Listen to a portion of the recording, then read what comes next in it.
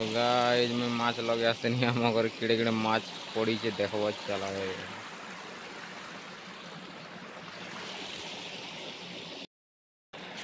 है मुझे आज माछ लगे आते नहीं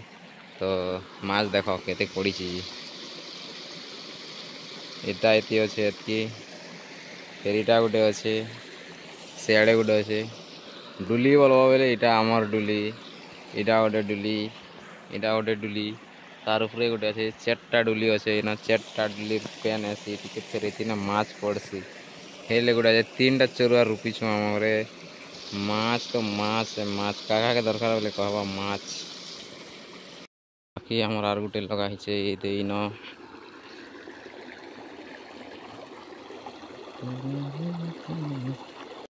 बाकी पचराब केते पड़ी बोले हाँ दे